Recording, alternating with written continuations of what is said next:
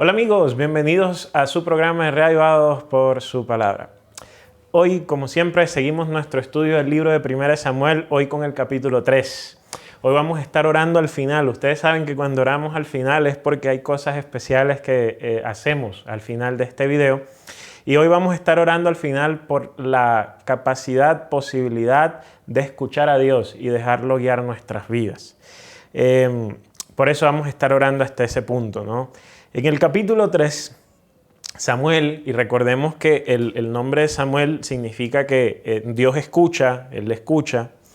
Samuel era joven, servía bajo el cuidado de Elí y él estaba sirviendo al Señor, ¿no? Recordemos que Ana pide un hijo, lo consagra a Dios, se lo entrega a él y entonces ella es feliz. Feliz porque su hijo está sirviendo a Dios. Dios la recompensa por haberle consagrado a su hijo, dándole más. Y entonces dice el texto que Samuel estaba allí, consagrado a Dios, estaba ubicadito y el texto nos menciona que no era común en esta época oír palabra del Señor, tampoco eran frecuentes las visiones. Es decir, los profetas eran escasos, ¿no? Vemos que hay un declive en el pueblo de Israel, lo hemos estado viendo desde que se muere Moisés, ¿no? Y dice el texto que jamás se levantará otro profeta como Moisés, ¿no? Luego viene el texto y nos trae a la época de Josué. Josué ejerce una gran labor de liderazgo, pero tampoco es ese gran profeta que fue Moisés. Luego viene la época de los jueces, donde esto sencillamente cada quien hacía lo que quería, no había rey, el pueblo dividido, el pueblo lleno de idolatría, mejor dicho, un panorama nada alentador. Y llegamos a la época de Samuel. Entonces, claro, el texto nos dice, no hay profetas, o sea, no hay gente que escucha a Dios, no hay gente que ve a Dios, no hay gente que comunica lo que Dios quiere comunicar, o sea, no está pasando absolutamente nada. Entonces, el texto, pues aquí nos comienza a decir que bueno, Elí ya estaba perdiendo la visión y él estaba en su habitación.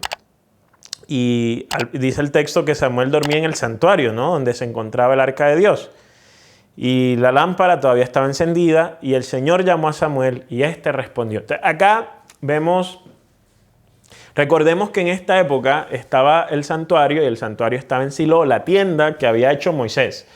Todavía no se había construido el templo de Salomón. ¿Sí? Estamos hablando de esa tienda portátil que construye Moisés. Recordemos que allí hay tres espacios, el atrio, el lugar santo y el lugar santísimo. Y recordemos particularmente que es en el lugar santísimo donde estaba el arca del pacto, que simbolizaba el sitio donde se asentaba la presencia de Dios. Entonces la gente tenía en su mente, obviamente no porque ellos querían, sino porque Dios lo había manifestado y Dios le había dicho que estar en el santuario era estar en la presencia de Dios. ¿Por qué? Pues porque estaba el arca. Entonces era estar en un contacto directo con Dios. Y Samuel, dice el texto, estaba cerca. Y Samuel escucha una voz. Entonces dice el texto, el Señor llamó a Samuel y este respondió, aquí estoy, porque Samuel pensaba que el que lo estaba llamando era Elí. Esta historia es muy conocida en sermones de niños, ¿no? O es muy usada normalmente cuando se está hablando de las historias para niños. Como Samuel creía que Elí lo estaba llamando, pues Samuel fue donde Elí y le dijo, Señor, aquí estoy, ¿no? Seguida fue corriendo donde estaba Elí y le dijo, ¿para qué me llamas? Y Elí le dijo, no, yo no te he llamado. Samuel vuelve a la cama, esto vuelve a ocurrir. El Señor lo llama, Samuel, y entonces él va donde Elí, ¿para qué me llamas? Elí le dice, yo no te he llamado. Samuel otra vez le llama al Señor, la tercera vez, y dice el texto que él se levanta y va a donde está Elí. Y Elí le dice, otra vez le dijo, aquí estoy, ¿para qué me llamas? Elí, dice el texto, se dio cuenta de que el Señor estaba llamando al muchacho. Y Elí le dice, ve y acuéstate. Si alguien vuelve a llamarte, dile, habla Señor, que tu siervo escucha. Ahora, ¿por qué el versículo 9 es interesante? Y el 10, efectivamente Samuel se fue, el Señor se le acercó y lo llama. Y entonces Samuel le dice, habla, que tu siervo escucha. Esto acá es interesante porque, como les decía, recordemos que el nombre Samuel significa el Señor escucha. Entonces, ahora, Samuel, su nombre, era una indicación de que Dios respondía a las oraciones, de que Dios las escuchaba, de que Dios tomaba acción. Y entonces ahora ese Dios que toma acción llama a Samuel para que Samuel escuche. Es decir, para que él mismo se apropie de su nombre y entonces ya no sea solo el nombre de Samuel el hecho de que Dios escucha, sino que ahora él también escuche. Entonces el Dios que escucha necesita también a las personas que escuchen. Y Samuel le dice, bueno, aquí estoy. El Señor le dice, mira, yo voy a hacer algo. Le anuncia que la familia de Elí iba a ser cortada del sacerdocio. Tanto él como sus hijos iban a ser cortados del sacerdocio. Los hijos de Elí, los hijos de Elí está claro, ellos eran los que habían sido culpables. Pero en este caso el Señor también encuentra culpable al papá de los hijos de Elí, en este caso pues Elí mismo, porque dice el texto, versículo 12 en adelante, que él los iba a condenar por la maldad de sus hijos y a Elí porque no los refrenó. O sea, porque Elí, siendo consciente de lo que sus hijos estaban haciendo, no fue capaz de tomar una acción decidida, no solo como padre, sino también como sumo sacerdote. Porque es que Elí no era cualquiera. Aquí volvemos a un punto importante que introdujimos en Éxodo. A ver, no es cualquiera el sumo sacerdote. El sumo sacerdote era el único que podía entrar al lugar santísimo. ¿Sí? Los sacerdotes podían llegar hasta el santo, pero el sumo sacerdote hasta el santísimo. El sumo sacerdote se veía, por así decirlo, cara a cara con Dios. El sumo sacerdote estaba allí. Lo único que lo separaba pues era el incienso que se echaba para llenar la casa de humo, pero él se encontraba directamente con Dios. Él era el líder religioso, era el líder del pueblo. Todo el mundo lo miraba a él y todo el mundo lo tenía a él como una guía y como el ejemplo a seguir.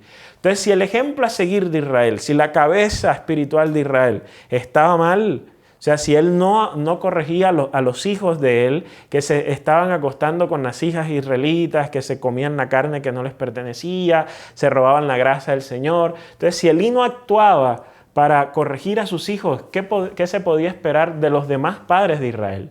Y aquí hay una cadena porque el sumo sacerdote debía imitar a Dios como padre. Entonces el sumo sacerdote actuaba como Dios actuaba y luego los padres de Israel actuaban como el sumo sacerdote actuaba.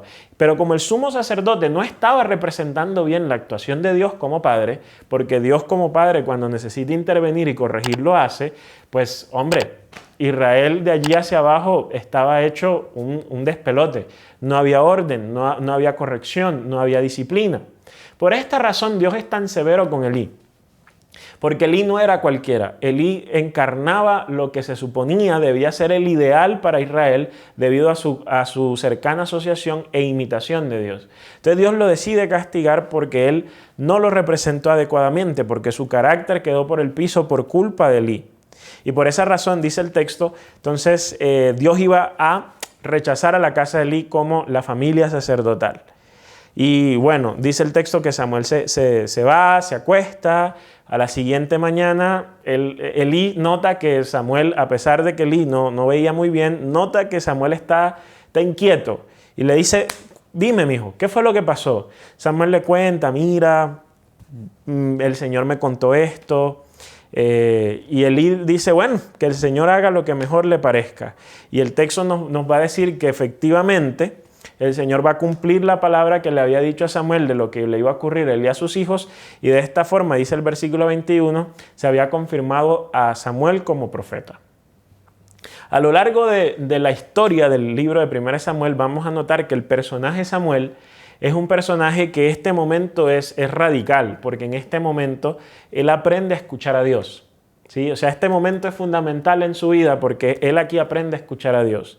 Entonces, él aprende a escuchar al Dios que había escuchado a su mamá y que por lo tanto él llevaba en su nombre. Y aquí es una lección muy importante porque Samuel cada vez que iba a dar un paso, Samuel cada vez que iba a tomar una decisión, Samuel cada vez que estaba pensando en algo, entonces él buscaba a Dios y escuchaba a Dios. Y es lindo y es importante entender esta parte porque nuestra vida no es lo mismo si tú y yo empezamos y adquirimos el hábito de escuchar a Dios. Como Samuel, tú y yo tenemos la oportunidad y llegamos a tener ese mismo encuentro con Dios en algún momento de nuestra vida. En algún momento de nuestra vida somos capaces de escuchar esa voz con claridad que nos llama y decimos, esto es el Señor. Pero con el tiempo, debido a las influencias que nos rodean, a las ocupaciones que tenemos, pero se nos hace más y más difícil escuchar a Dios. Pedimos, oramos, pero el ruido que hay a nuestro alrededor no nos deja escuchar su voz. Y vivir sin la voz de Dios es muy complicado. Porque vivimos como vivía la gente en el tiempo de Samuel, sin la voz de Dios, sin la dirección de Dios. O sea, vivimos al despelote, a lo que salga cada día, sin un plan, sin una idea. Pero Samuel no, Samuel era diferente porque Samuel escuchaba la voz de Dios, porque Samuel obedecía la voz de Dios, porque Samuel era capaz de tener ese momento de quietud para sentarse con el Padre y entonces poder efectivamente escucharlo, sentirlo, pensarlo. Hoy en día es muy difícil escuchar a Dios porque hay demasiado ruido. Tenemos el ruido de la tecnología, tenemos el ruido de que nos levantamos y automáticamente vamos a las redes sociales, tenemos el ruido de las ocupaciones, donde te levantas y ya estás corriendo porque estás tarde para llegar al trabajo, para llegar al estudio, y vas a trabajar, vas a estudiar, te queda algo de tiempo para comer, el resto del tiempo sigues trabajando, estudiando. En la noche quizás sacas algún tiempo para tener algo de vida social o para ir al gimnasio, terminas cansado, a dormir, y así se te va la vida, día tras día, y entonces la voz del Señor cada vez se nos es más difícil escucharlo. Es como cuando tú estás aprendiendo un instrumento donde quizás en algún momento de tanta práctica tus músculos como que ya iban agarrando esa memoria bueno, esta posición en las manos es tal nota, ¿no? Pero después de que dejas de practicar y pasa el tiempo, si bien la memoria muscular permanece, como que te sientas después de 1 año, 2 años frente al piano y ya como que te cuesta más, ¿no? Ya los dedos no se mueven igual, los sonidos ya como que yo creo escuchar este sonido y creo reconocerlo, pero no estoy seguro. Y a veces así nos pasa en la vida. Nos acostumbramos a dejar de escuchar a Dios de tal forma que a veces los ecos, ¿no? Los ecos de su voz nos llegan y decimos, esto suena a Dios. Pero no estamos seguros porque nos desacostumbramos, porque ya es para nosotros la costumbre no es escucharlo, sino no escucharlo. Y aquí es importante el día de hoy entonces recuperar ese hábito espiritual para nuestra vida, tener la capacidad y la posibilidad de escuchar a Dios. Escuchar a Dios requiere de quietud, escuchar a Dios requiere de insistencia, escuchar a Dios requiere de disposición, requiere de voluntad, pero escuchar a Dios es fundamental. Dios no nos habla a todos de la misma manera. Hay personas a las que Dios les habla a través de lo milagroso, ¿no? No tengo dinero, Señor, ¡pum! Y aparece un sobre en la puerta. Pero hay otras personas a las que Dios les habla de otra manera. Señor, no tengo dinero, toma, ahí tienes una oportunidad de empleo, ¿no? Señor, necesito tal decisión. Y entonces hay gente que espera que, mejor dicho, 80,000 situaciones se alineen. Esta es la voluntad de Dios y son capaces de escuchar la voz de Dios en eso. Pero hay personas que no. Hay personas que la voz de Dios se refleja en un hijo mío, yo te he dado toda la información que tú necesitas para decidir. Decide que yo voy a estar contigo. Entonces, Dios no nos habla de la misma manera a todos, ¿no? Dios a cada uno nos habla a su manera, a su forma, de forma que nosotros podamos entender. El punto que me preocupa hoy no son las diversas formas en las que Dios puede hablar, es que Él habla, pero nosotros no escuchamos. Y no escuchamos porque no estamos pasando tiempo con Él. No escuchamos porque preferimos el ruido que al silencio, porque es en el silencio del alma cuando Dios se comunica con nosotros. Es al alejarnos de los likes, de los views, de las luces, de las cámaras, de las redes sociales, cuando en ese momento, ¡tum!, Dios te habla. O quizás esa es la forma en que Dios me habla a mí porque todos los días me toca estar frente a una cámara con luces y micrófonos. Aunque bien es cierto, a Dios también te puede estar hablando a ti a través de este video en particular o de algo asociado a las redes. Lo cierto es que todos nosotros debiésemos buscar activamente escuchar a Dios y ser como Samuel y aprender entonces de ese Samuel que nos dice que él era capaz de escuchar a Dios y era capaz de hablar con Dios. ¿Eres tú capaz de escuchar a Dios? Cuando estás tomando una decisión y le consultas, ¿escuchas su voz? ¿Sí? Tienes el hábito y fomentas y cultivas ese hábito de estar con Él y de pelear con Él y de estar con Él hasta que puedas escuchar su voz. Porque si no, entonces esa es la invitación que te tengo para hoy. Que podamos tú y yo hoy orar para recibir la capacidad de escuchar a Dios y entonces poderlo escuchar en cada momento de nuestra vida. Porque cuando empecemos a escuchar a Dios en cada momento de nuestra vida y obedecerle, nuestras vidas serán diferentes porque ya no viviremos nosotros, vivirá Él, como dice el libro de Gálatas capítulo 2. Así que te invito hoy a eso, a que le pidamos juntos en oración a Dios la capacidad para escucharle. Buen Dios, queremos hoy rogarte que en medio del ruido, en medio de todos esos monos que viven en las selvas de nuestras mentes que no nos permiten escucharte, nos permitas, por favor, tener momentos de silencio. Háblanos como tú consideres conveniente, a través de milagros, de señales, de portentos o sencillamente con un yo estaré contigo, pero háblanos.